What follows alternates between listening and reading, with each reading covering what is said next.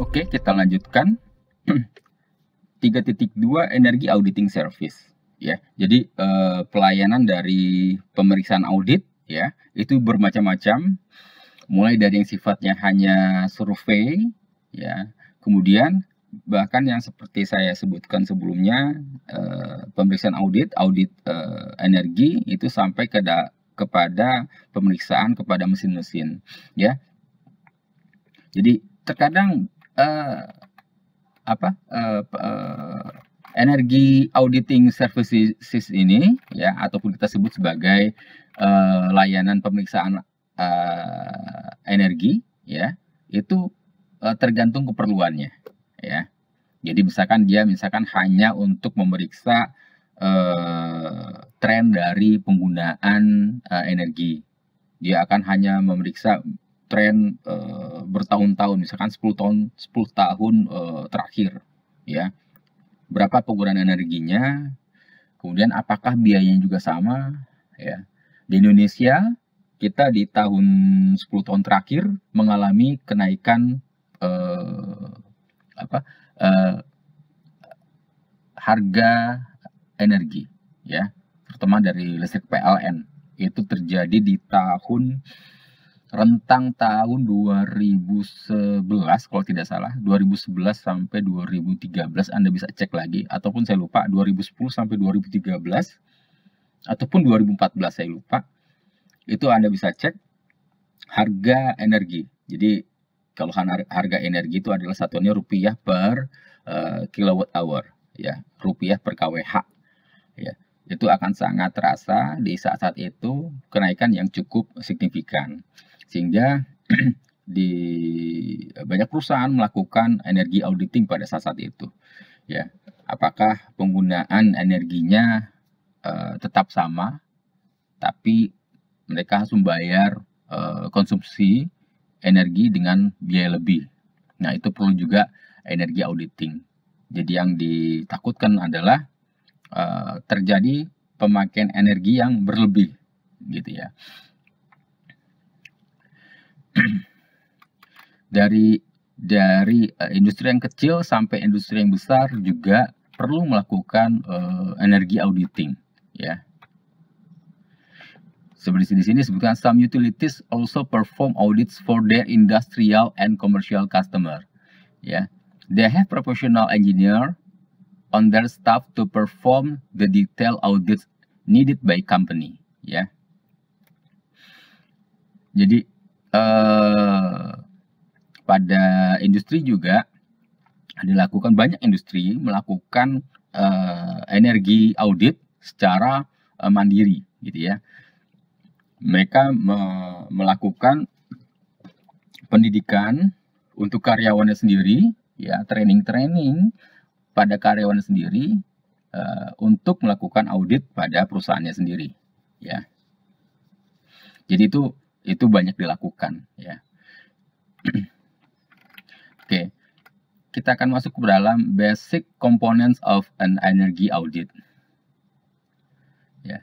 An initial summary of the basic step involved in conducting a successful energy audit is provided here, and these steps are explained more fully in the section that follow. The audit, jadi pada bagian 3.3 ini akan dijelaskan komponen-komponen dasar dari pemeriksaan energi audit. The audit process starts by collecting information about facilities operation and about its past record of utility bills ya. Nah, dilihat di sini kalimatnya adalah proses audit dimulai ya dari mengkoleksi informasi ya tentang apa? Tentang semua fasilitas yang beroperasi. Jadi fasilitas apa saja yang beroperasi itu diambil datanya, informasinya diambil. Dan juga diambil data yang berkenaan dengan penggunaan fasilitas tersebut adalah data bills-nya, tagihan listrik, ya. Jadi misalkan kalau dalam suatu industri terdapat banyak mesin-mesin, ya, kita harus mengkoleksi data mesin-mesin tersebut, ya.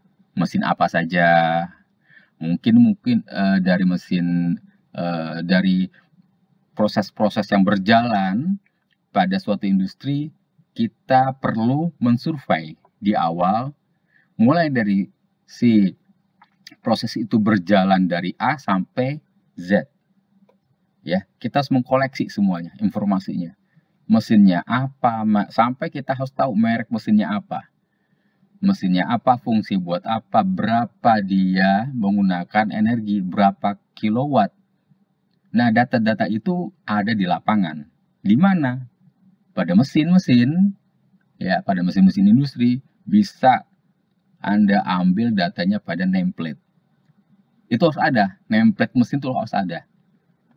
Ya, jadi misalnya kalian melakukan survei energi, maka nameplate yang ada, nameplate itu bentuknya ada tulisan biasanya di emboss pada satu pelat besi, ya, dan ditempel ataupun dipaku di mesin tersebut.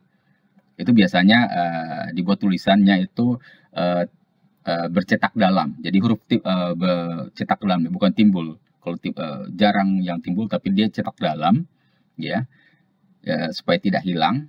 Jadi itu nanti ditempel di mesin tersebut. Nah, itu adalah data yang valid dari mesin. Misalkan ada suatu perubahan, misalkan suatu industri itu melakukan upgrade dari mesin itu dan ternyata kapasitas mesin itu berubah, maka nameplate-nya juga harus dirubah, wajib. Ya, supaya kenapa? Supaya nanti koleksi datanya tidak salah. Ya, misalkan suatu mesin pompa, ya, ataupun suatu mesin blower, kapasitas motornya itu misalkan 100 kW, misal ya, 100 kW. Kemudian suatu saat sudah beroperasi sekitar 5 tahun, si perusahaan melakukan perubahan, improvement, gitu ya. Motornya terlalu besar ternyata misalkan, sehingga si motor diturunkan sedikit kapasitasnya, gulungan dinamonya dirubah, ya, sehingga kapasitas motor menjadi 75 kW. Maka nameplate di motor itu harus diganti, ya, seperti itu. Itu bisa terjadi, semua mesin-mesin bisa di-upgrade, bisa di-improve, bisa dimodifikasi, ya. Jadi semua mesin itu bisa dimodifikasi, tergantung kebutuhannya.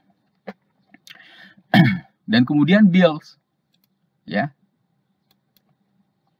And about it past record of utility bills, tagihannya, ya, tagihan dari masing-masing peralatan industri tersebut, ya. Pak, bagaimana cara mencari berapa besar rupiah, berapa juta rupiah per mesin? Nah, itu bisa diestimasi, ya. Misalkan satu perusahaan, satu industri, suatu pabrik, ya, suatu pabrik apa, misalkan pabrik sepatu misal, ya, misalkan dia menghabiskan biaya untuk pemakaian listriknya, PLN, ya, itu sebulan itu sekitar 2 miliar misal, ataupun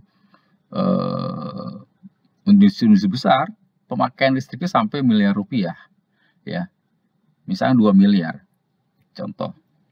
Kemudian dari situ kita akan lihat berapa kilowatt hour yang ditotalkan pada bill tersebut.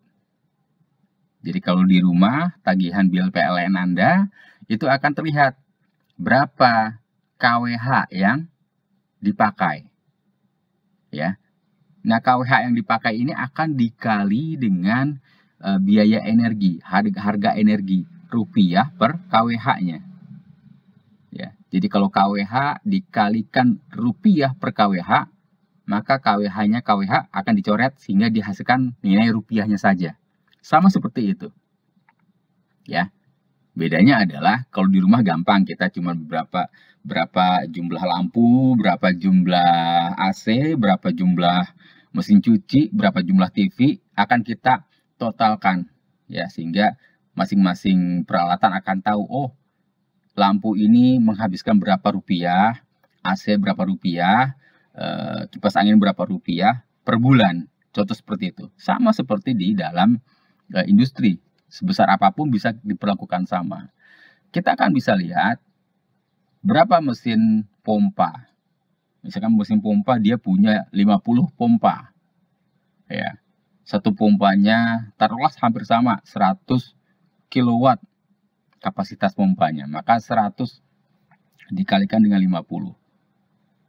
Kemudian blower dia misalkan punya 50 juga, dikalikan dengan jumlah blower dikalikan dengan konsumsi dayanya.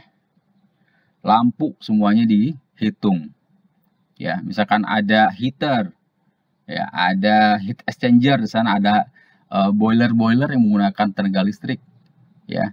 Dihitung semua sehingga dari jumlah daya yang dikonsum bisa kita estimasikan berapa porsi dari masing-masing peralatan. Berapa porsinya. Nanti akan bisa dibuat semacam pie chart.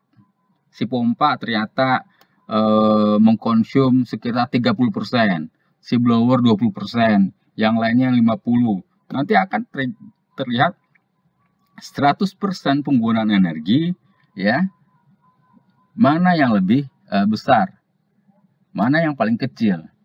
Dari situ bisa dilihat, oh ternyata pompa ini konsumsinya sekian, blower ini konsumsinya sekian, ya, seperti itu. Nah, this data is then analyzed to get a picture of how the facility use and possibly waste energy, ya. Data ini akan dapat memberikan analisa, gambaran, ya, gambaran yang akan dianalisa bagaimana suatu fasilitas itu menggunakan energi atau membuang energi, gitu. Apakah seluruh pemakaian energi ini benar-benar terserap dengan efisien? Nah, itu adalah di awal, ya, data awalnya. As well as to help the auditor learn what areas to examine, ya, to reduce energy cost, ya. Jadi dari data-data yang kita dapatkan, ya, itu akan terlihat dari picture-nya itu yang tadi saya katakan. Si auditor itu, ya, yang melakukan audit ini akan melihat pada bagian mana itu terjadi pemakaian energi yang sangat tinggi, sehingga pada bagian yang sangat tinggi itu lah, ya, sang auditor biasa melakukan pengujian-pengujian, melakukan kajian-kajian bagaimana caranya agar dapat mereduce pemakaian energi, ya. Jadi memang akan selalu terjadi skala prioritas. Ya, dalam audit energi akan dilakukan skala prioritas, mana yang akan kita dahulukan, ya, possible, kemungkinan yang dapat dilakukan untuk menurunkan pemakaian energi. Akan dibuat skala-skala prioritas. Apakah memang pemakaian energinya seperti itu, ataupun itu dianggap suatu kewajaran, ya. Oke, kita lanjutkan di berikutnya.